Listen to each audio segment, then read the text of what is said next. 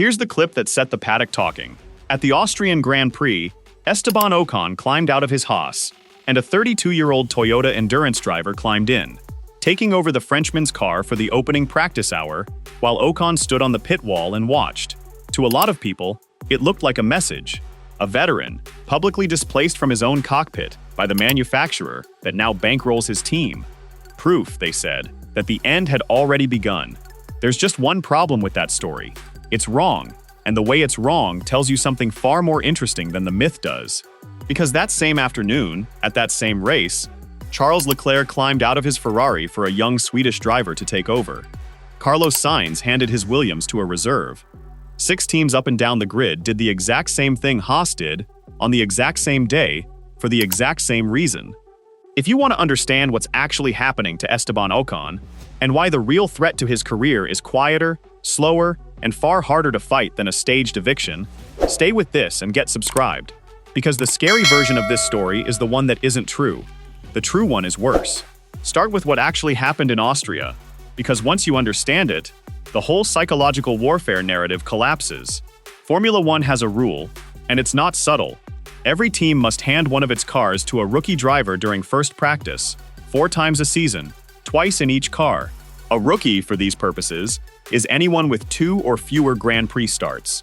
It's a mandatory obligation, designed to give young drivers real mileage, and every team on the grid has to satisfy it. There is no opting out. So when Haas put Ryo Hirakawa in Ocon's car at the Red Bull Ring, it wasn't seizing control of anything. It was ticking a regulatory box that Ferrari, Williams, Audi, Racing Bulls, and Aston Martin all ticked the very same weekend. And the choice of Hirakawa makes the conspiracy even flimsier, because he's the obvious, boring, sensible pick. He's the team's reserve driver. He'd already completed all 4 of these mandatory sessions for Haas the previous year, plus others before that for McLaren and Alpine. This was his 7th FP1 outing in Formula One. He knows the team, he knows the procedures, and handing a familiar reserve a required session so he can bank clean data is the least dramatic decision a team can make. Ocon was back in the car for 2nd practice, 3rd practice, qualifying, and the race. He lost 1 hour on a Friday, exactly like Leclerc did, exactly like Sainz did. The team principal, Komatsu, even said plainly afterward not to read anything into the running, because the session was built around test items, not lap time. A different program entirely from chasing a headline time. That's the reality. A routine, grid-wide obligation, dressed up after the fact as a corporate power grab. And it's worth asking why the dramatic version traveled so far, so fast. Because the answer explains a lot about how these stories get built. A photograph of a Japanese Toyota driver sitting in the seat of a struggling French veteran, while that veteran watches from the sidelines, is an image that tells a story all by itself. A story that fits the narrative people already wanted to believe about Toyota muscling in. It didn't matter that the same thing was happening in the Ferrari garage and the Williams garage that afternoon. Those images didn't fit a storyline, so nobody shared them. The Ocon one did, so it spread. That's how a myth outruns a fact. Not because anyone's lying, but because the dramatic frame is more shareable than the boring truth. And here's why that matters. Because the myth is actually letting Ocon off easy. It hands him a villain. It says the problem is a shadowy corporate plot, something being done to him, unfair and external. The truth is less dramatic, and much more dangerous for him.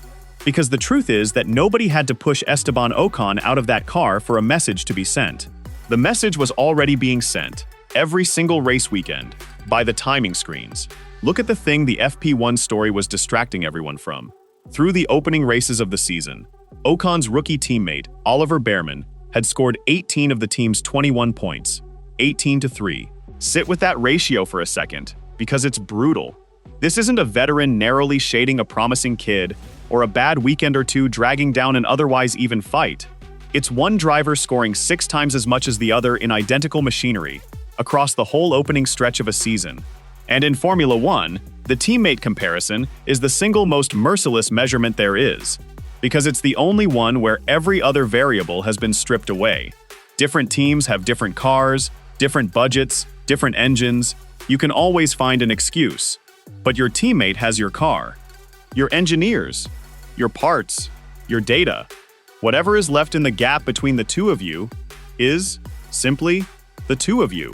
There is nowhere to hide from it. And that gap has not been kind to the veteran. This is the pressure that actually threatens Ocon, and it needs no conspiracy to explain it.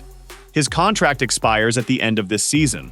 There's a team option for next year, but it belongs to Haas, not to him. So every weekend he's effectively auditioning to keep his own seat, and every weekend his younger teammate is quietly making the argument against him. Komatsu hasn't hidden his disappointment. He's said openly that Ocon's performances have fallen short of what the team expected. When a driver on an expiring deal is being outscored 6-1 by a rookie, you don't need a Japanese master plan to explain why his future looks shaky. The results are doing that all on their own. But, and this is where the story regains its edge, honestly this time, the politics are real. They're just not the pantomime the FP1 clip suggested. Here's what's genuinely true. Haas is no longer a straightforward independent team. For a decade, it was beholden to one partner, Ferrari, its engine supplier.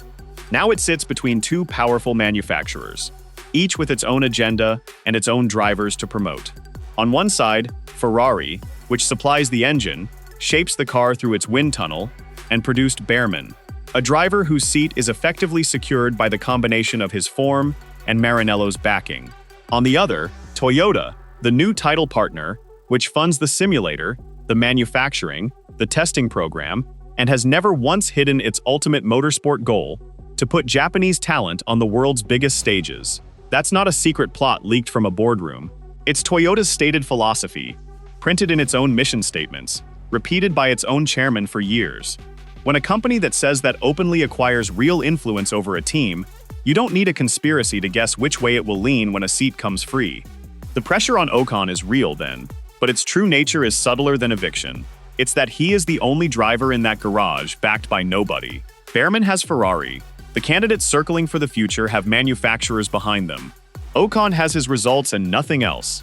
And his results, this year, haven't been enough to make him untouchable. In a team increasingly shaped by two car makers promoting their own, the independent veteran is simply the most expendable piece on the board.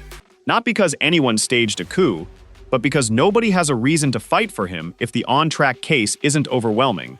One more piece the draft got backwards is worth correcting, because it's where the real, legal machinery actually lives. Toyota does fund a driver development program at Haas. That part is true. Under its backing, the team now runs private testing sessions with older cars that it could never previously afford, putting drivers like Hirakawa and a handful of Japanese juniors through serious mileage. The dramatic version claims this program exists to manufacture data that makes Ocon look bad, to invalidate his feedback and engineer him out. That's not what it is. It's a straightforward, legal, and frankly smart use of a testing allowance every team has, a way for a manufacturer to train its own people and give its young drivers real seat time. But here's the honest, uncomfortable edge inside the innocent explanation. Every one of those drivers getting mileage in a Haas car is, whether anyone intends it or not, a reminder to Ocon that the bench behind him is deep, funded, and hungry. He doesn't need to be sabotaged by it. He just has to glance at it and understand what it means. A team that's building a pipeline of alternatives is a team quietly reducing how irreplaceable any one driver is. And that's where the future genuinely gets uncomfortable, because the replacements are real. The name most often linked to that seat is Yuki Tsunoda, Honda's most prominent modern driver, dropped from Red Bull's senior team for this season and left searching for a way back onto the grid.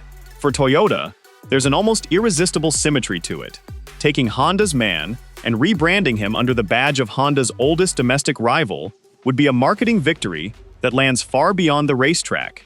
But even that isn't the certainty the rumors imply. Ferrari is reportedly pushing its own junior for the seat. Another highly rated young champion, tied to a rival team's academy, is cited by some as the actual frontrunner. It's not a Toyota coronation, it's a three-way scramble for a seat that isn't yet officially open. This particular squeeze must feel painfully familiar to Ocon, because he has stood on this exact ledge before. This is a driver who has repeatedly found himself edged out of teams despite his talent, most notably levered away from Alpine before a season was even finished, a messy, public exit that he carried to Haas in the first place.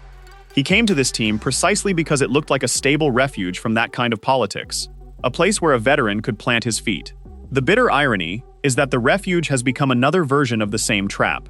He knows this pattern intimately. The quiet cooling, the results that stop being forgiven, the younger name that starts appearing in the paddock chatter.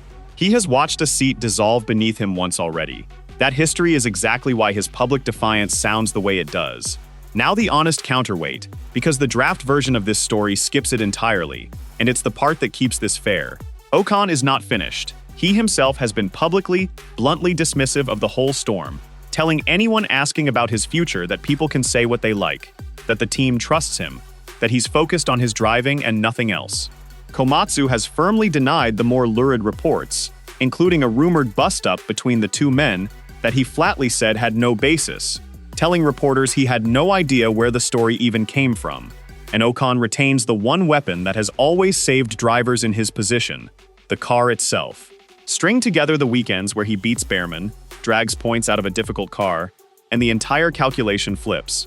A veteran delivering results is very hard to drop, no matter whose junior is waiting in the wings. That door is still open.